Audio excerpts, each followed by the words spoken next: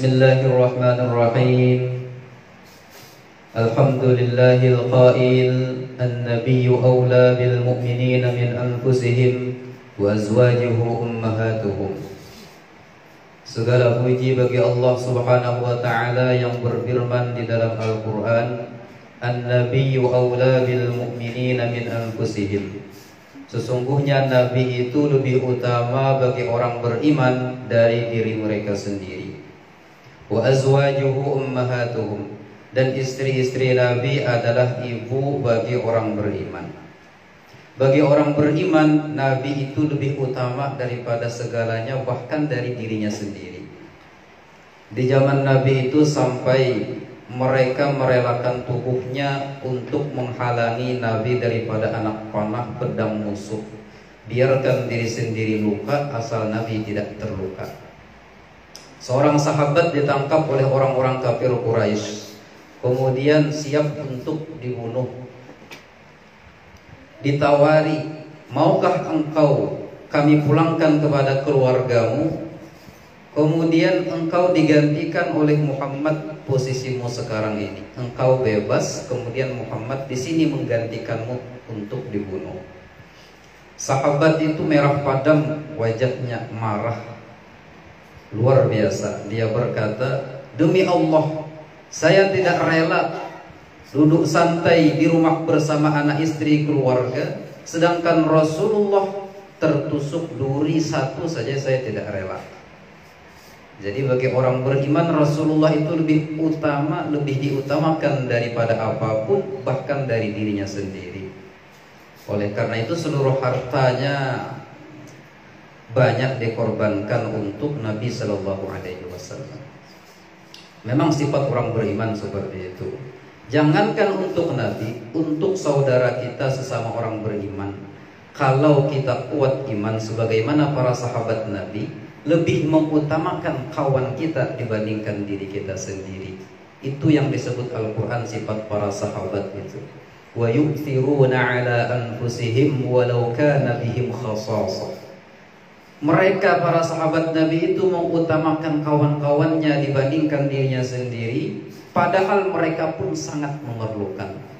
Dalam peperangan suatu ketika sahabat Nabi itu terluka parah, kehausan, berteriak minta air, dibawakan air oleh sahabat lain yang mendengar.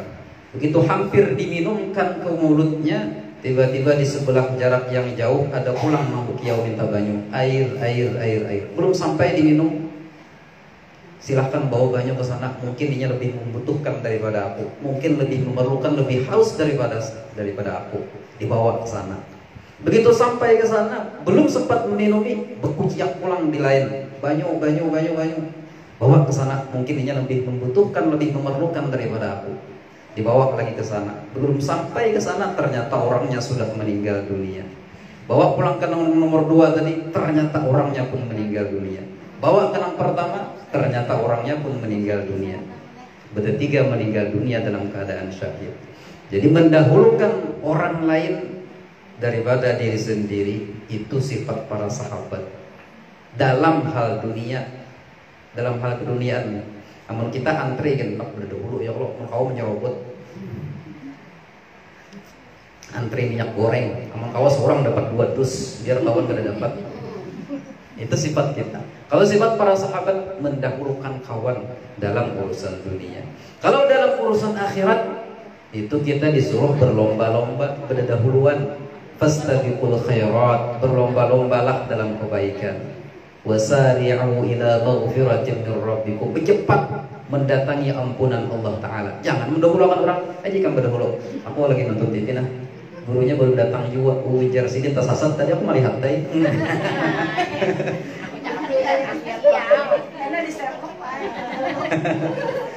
Ya kan? Nah, jadi kalau urusan akhirat kita berdahuluan, jangan sampai mendahulukan orang, karena disuruh kita berlomba-lomba dalam kebaikan. Jangan mendahulukan orang, hukumnya makruh. Contoh paling mudah, sop sembahyang. Nah, sop sembahyang, kalau meskipun hadis Nabi itu khairu sufu bin nisa, sebaik-baik sop perempuan paling belakang gitu. Itu amun kada bahalat. Tapi kalau sudah bahalat, bedinding, betirai, kada kawal lagi belelekan acil dijah lawan imam misalnya. Bahalat sudah, maka tetap yang paling utama saf perempuan adalah di depan. Jangan ke belakang mungkin. Saf depan kosong, jangan menyuruh orang, kita yang maju. Saf depan kosong maju. Makruh hukumnya menyuruh orang masuki. Karena saf depan paling utama, pahalanya ganal, mestinya kita yang bersegera masuk. Jangan menyuruh orang. Kalau urusan dunia kita sunnah berdahulu menyuruh orang. Nah, jangan. Wudu, apalagi orang sudah para komat, kita bersegera. Apalagi kita berdahulu, jangan menyuruh orang berdahulu, kita dulu. Karena hukumnya sunnah kita bersegera dalam kebaikan, berlomba-lomba, jangan berlambat. Wa azwajuhum ummahatuhum, istri-istri Nabi itu adalah ibu bagi kita, disebut ummul mukminin. Oleh karena itu seluruh istri Nabi itu haram dinikahi sepeninggal Nabi sallallahu alaihi wasallam. Wala an tankihu azwajahu min ba'dihi abada. Haram menikahi istri-istri Nabi sepeninggal Nabi sallallahu alaihi wasallam selamanya.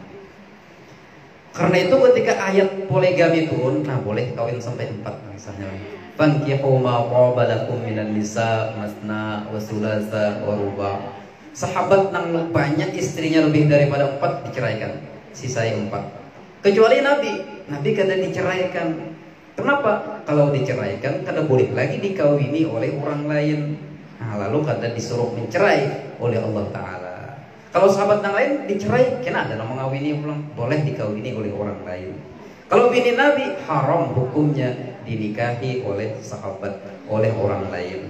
Lalu kata diceraikan nang 11 tadi atau nang 9 tadi, biarkan aja terkumpul sampai Nabi meninggal dunia. Ibu bagi orang beriman. Wassalatu wassalamu ala sayyidina maulana Muhammadin al-qail. Dan salawat salam atas penghulu kita Nabi Muhammad sallallahu alaihi wasallam, yang beliau bersabda, wa khairu nisaiha Khadijah, sebaik-baik perempuan adalah Khadijah. Wal qaili aydan, dan yang bersabda juga, laqad ruziqtu hubbaha fa ana uhibbu man yuhibbuha. Aku sungguh diberikan rezeki oleh Allah mencintai Khadijah, maka aku mencintai orang yang mencintai Khadijah itu. Mudah-mudahan kita termasuk orang yang mencintai Sayyidatina Khadijah. Dengan sebab itu kita dicintai oleh Nabi sallallahu alaihi wasallam. Nabi sallallahu alaihi wasallam menganggap cinta kepada Khadijah itu adalah rezeki. Jadi rezeki tidak hanya berupa duit, harta benda, tetapi rasa cinta di hati pun rezeki. Mudah-mudahan kita diberikan rezeki rasa cinta di hati oleh Allah kepada orang-orang soleh, kepada orang-orang yang tepat. Jangan sampai kita mencintai orang yang salah, nanti berkumpul di neraka bersama orang yang salah itu. Karena cinta itu rezeki, mudah-mudahan rezeki kita nang bagus-bagus. Mudah-mudahan kita diberikan cinta kepada suami, kepada anak, kepada orang tua. Karena rezeki cinta itu adalah rezeki dari Allah Subhanahu wa taala. Diberkahi oleh Allah Subhanahu wa taala rezeki, berarti ditambah-tambahkan rasa cinta di hati kita kepada keluarga. Kadang-kadang orang ada juga yang muar lawan laki, melihat mukanya muar, aku kan belum lagi mendengar suaranya aja. Nah, ada juga itu adat yang di udah-udah itu ada. Di sini ada cukup di sana. Ya orang karena pembenci ya. Dasar muarnya melihat laki.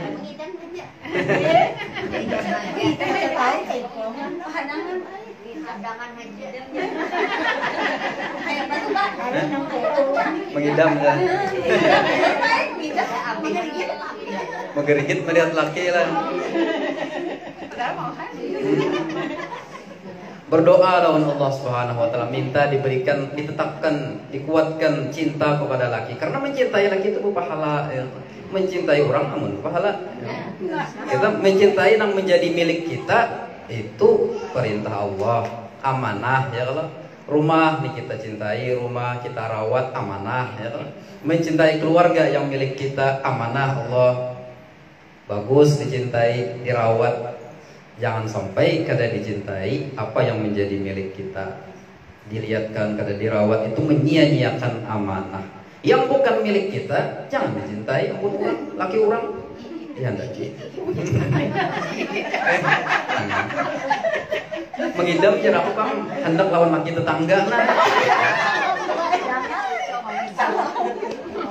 Camong nih Tuhan. Nah itu isi din so ya.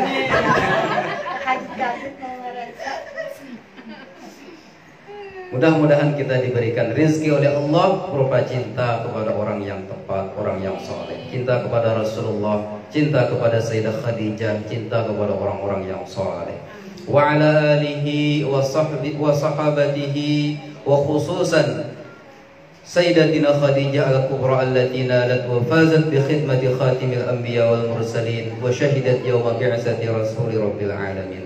Salawat salam juga kepada seluruh keluarga Nabi, para sahabat Nabi, dan khususnya Sayyidah Khadijah al-Kubra yang telah mencapai kemuliaan dengan berkhidmat kepada penutup para Nabi dan Rasul dan menyaksikan hari diutusnya Rasulullah sallallahu alaihi wasallam menjadi Rasul. Kemudian Sayyidah Khadijah radhiyallahu anha adalah seorang perempuan yang mempunyai kemuliaan. Beliau dilahirkan 15 tahun sebelum lahir baginda Rasulullah sallallahu alaihi wasallam. Keturunan daripada kaum Quraisy yang dihormati. Beliau seorang pedagang yang terkenal dan kaya raya, mempunyai kemuliaan dunia dan kemuliaan akhirat. Dengan Allah Subhanahu wa taala mengawinkannya dengan Nabi Muhammad sallallahu alaihi wasallam. Ketika Allah taala menghendaki kepada beliau terkumpul antara kemuliaan dunia dan akhirat, maka sampailah kabar kepada beliau akan seorang laki-laki yang baik akhlaknya, terpuji dan jujur, dikenal dengan gelar Al-Amin, orang yang amanah. Maka Sayyidah Khadijah radhiyallahu anha menawarkan kepada Nabi untuk membawakan dagangannya ke negeri Syam. Diterimalah tawaran itu oleh Nabi sallallahu alaihi wasallam dengan gembira, karena Nabi Muhammad sallallahu alaihi wasallam sedang memerlukan pekerjaan waktu itu.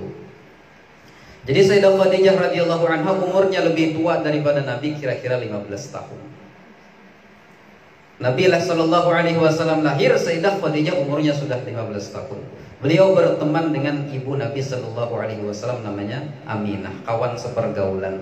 Ketika yang Aminah kawin, Sayyidah Khadijah radhiyallahu anha sarwan, ibaratnya orang wahini, sarwan pengantinannya Aminah.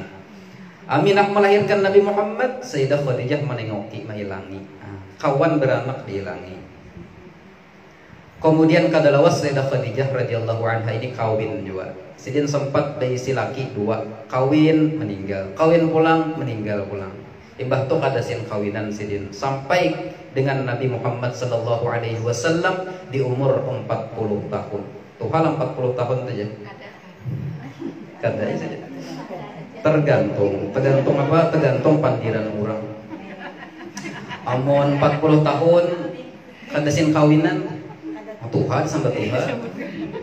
Tuhannya itu aja 30 tahun sudah kada kawin-kawin bujang lapok. Nah, amun 30 tahun mati disambat anom lah.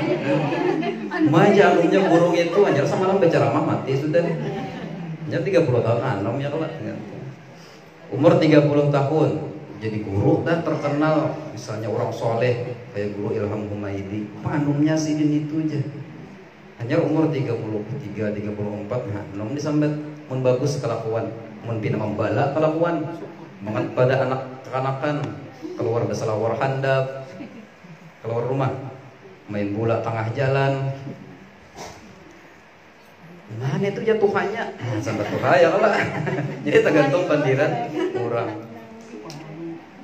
Mudah-mudahan kita umur sesuai lawan kelakuan. Mudah-mudahan. Nah, Sayyidah Khadijah radhiyallahu anha ini ketika sidin di masa jahiliyah orang yang menjaga kelakuan sampai diberi gelar As-Sayyidah At-Tahirah, pemimpin yang menjaga kesuciannya, perempuan yang suci menjaga kesuciannya ketika sidin di masa jahiliyah. Masa jahiliyah itu di masa Nabi sallallahu alaihi wasallam menjelang dilahirkan, masa rusak akhlaknya. Sampai perzinahan di mana-mana dan dianggap wajar. Oleh karena itulah Nabi sallallahu alaihi wasallam menjelang umur 40 itu beliau beruzlah, bertahannus di Gua Hira. Karena melihat orang, melihat masyarakat ini rusak, beliau tidak hendak rusak, maka bertahannus, beruzlah. Mengadu kepada Allah, pasti ada jalan keluar. Tidak mungkin manusia ini diciptakan untuk berbuat kerusakan di muka bumi. Bertahanuslah beliau, buzlah. Nah, Khadijah radhiyallahu anha sendiri termasuk orang yang menjaga kesuciannya di masa-masa jahiliyah itu. Orang berzina di mana-mana, macam-macam nama zinanya. Mama boleh kawin lawan anak, laki meninggal anak nang mengawini. Kemudian bila pian sudah kawin, laki boleh menjual bini. Kalau pian misalnya bisi laki hiram supaya dapat anak putih, dikawinakan bini lawan orang putih. Seorang miskin supaya bisi anak sugih, kawinakan lawan orang sugih. Seorang rakyat jelata supaya bisi anak-anak pejabat, kawinakan lawan orang ningrat anak pejabat misalnya. Nah, zaman itu, dan dianggap wajar, dianggap boleh. Cuma Sayyidah Khadijah ini termasuk di antara perempuan yang menjaga kesuciannya di masa jahiliyah itu. Memang disiapkan oleh Allah Ta'ala untuk menjadi istri penutup Nabi dan Rasul. Nah, kita mengambil pelajaran sebagai orang nang bujangan atau sebagai janda. Mohon maaf pun ada janda nih lah. Baik janda sekali atau janda 2 kali, janda anom atau janda tuha. Jadilah janda yang berwibawa, janda yang dihormati ya. Jangan jadi janda yang berpesona. Apalagi masih masa iddah, hanyar laki meninggal belum kering kuburannya, sudah posting foto di medsos. Main betambal gincu asalnya kupur basah aja.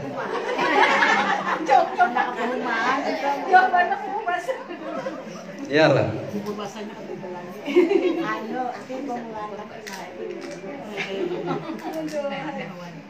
Sampai habis masa iddah hanyar pian boleh hendak kawin ya mubah aja bang, mubah aja. Cuman cari nang lebih bagus daripada laki nang terdahulu, nang lebih soleh, yang lebih alim. Mun kawa dapat laki wali yang lu tahu juga, wali kota kan. Mubah aja anak kawin pulang. Siapa tadi nang janda?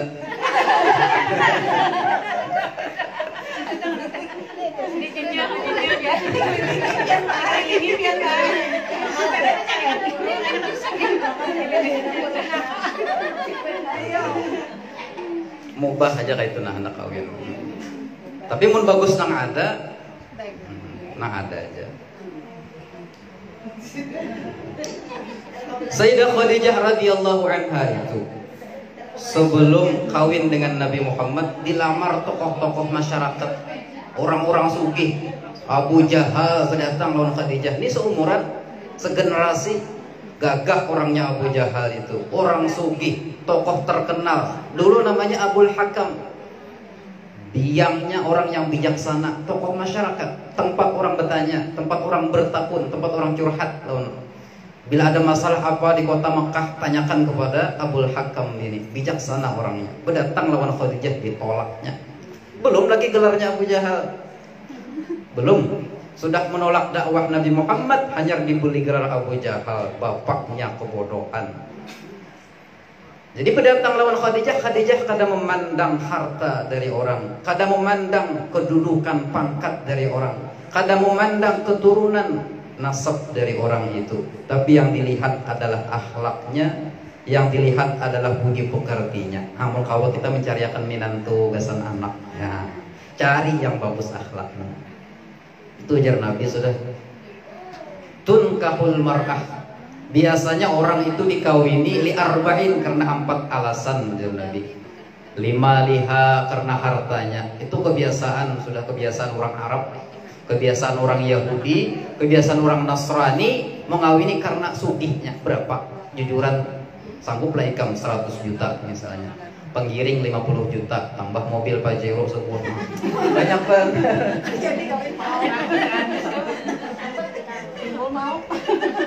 Rumah pulang jar, dicitralin barangnya sebuah. Karena hartanya orang ujar Nabi. Kemudian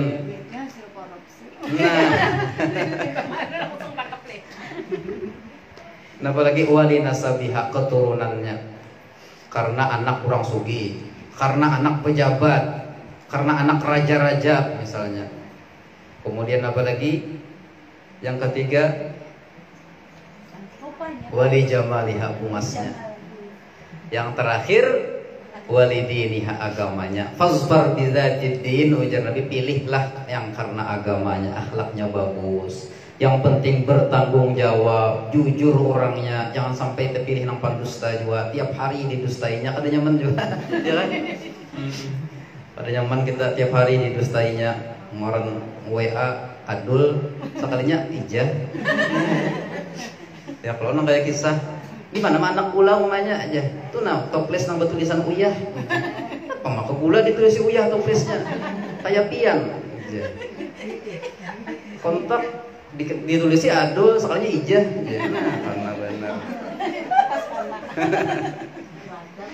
Jadi cari nang jujur, cari nang seperti Nabi sempat diberi gelar Al-Amin. Nang memberi gelar bukan orang-orang beriman, tapi orang-orang nang di hari kemudian hari memusuhi Sidin. Orang-orang masyarakat Arab jahiliyah memberi gelar Al-Amin kepada Nabi. Belum lagi orangnya diangkat menjadi rasul, karena sangat jujurnya, sangat amanahnya, sangat bertanggung jawabnya. Nah kita bisa melihat kena calon menantu ini jujur, ke orangnya, takoni begawi apa, rumah di mana. Mun sudah mulai halu, ya kalau banyak halunya, ulun ya, anu anggota DPR, keluarga ulun si anu. Nah, ya kalau kita bisa melihat, kalau nya kada jujur, jangan dia cari nang jujur, meskipun orangnya sederhana, amanah. Insya Allah nanti bertanggung jawab lawan anak pian atau lawan piannya aman anak kawin pulang. Jadi cari yang jujur insya Allah. Kemudian apalagi yang lisannya itu lembut. Kalau sarik juga kada ucap nang kasar. Jangan sampai kita kasar. Amun terdapat laki nang kasar, nanti jadi orang tua yang kasar. Jadi doa untuk anak-anak kita. Jadi doa agasan anak-anak pian, ucapan nang kasar itu. Anak maling ini, seorang malingnya. Ya Allah, dasar tuli ini kada menangari di kiau hakun lah bisa anak tuli. Jadi cari nang lisannya itu lembut. Yang lidahnya kada gampang mengucapkan kata-kata kasar dalam bebandir. Supaya kita kada dikasarinya, supaya anak cucu kita kada dikasarinya. Yang lembut, yang biasa nyaman, bebandir nyaman didengar. Sarik orang wajar bisa sarik, tapi kada kasar bebandir. Seperlunya aja bila lagi sarik. Atau nya bisa menyiasati. Lagi sarik, lagi berdiri, berduduk ya lagi. Lagi berduduk berapa? Mun berabahnya masih sarik, duduk. Amun bini sarik atau laki pian sarik bawa sembahyangnya. Ya kalau laki sariknya yang sembahyang kan Allahu Akbar. Allah memamai orang sembahyang. Kalau ya anak mamai pulang sembahyang pulang. Sampai si dia taguring. Mun sudah taguring gawil lagi. Mun sudah digawil insyaallah hampir sarik. Jadi pulang anak. Itu Sayyidah Khadijah radhiyallahu anha. Dalam memilih jodoh, Sidin mencari Nabi Muhammad sallallahu alaihi wasallam, orangnya yang tidak punya apa-apa, bukan orang kaya, bukan keturunan orang yang berpunya. Abah Sidin miskin Abdullah, mama Sidin miskin Aminah, dirawat oleh paman yang miskin Abu Thalib, tidak punya apa-apa. Tapi Sayyidah Khadijah lebih memilih Nabi Muhammad sallallahu alaihi wasallam karena akhlaknya dibandingkan tokoh-tokoh Quraisy yang datang kepada beliau. Kemudian ketika jadi istri, Sayyidah Khadijah radhiyallahu anha menjadi sebaik-baik istri Nabi sallallahu alaihi wasallam. Tidak ada istri yang lebih baik melebihi istri Nabi sallallahu alaihi wasallam. Sampai-sampai Nabi Muhammad sallallahu alaihi wasallam tidak pernah melupakan Sayyidah Khadijah.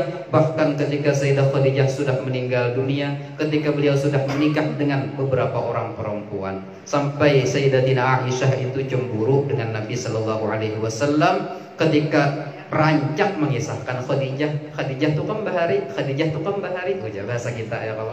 Ya lalu Sayyidah Aisyah ini cemburu. Dijadi terus inya tuh tuha. Ulun anu bujang. Mohon maaf bila anu lah. Kisahnya aja. Cemburu sidin. Ya nang tadi sabda Nabi, hadis Nabi keluar aja Nabi laqad ruziqtu hubbaha. Nah memberikan rezeki aku cinta kepada Khadijah itu Allah Taala.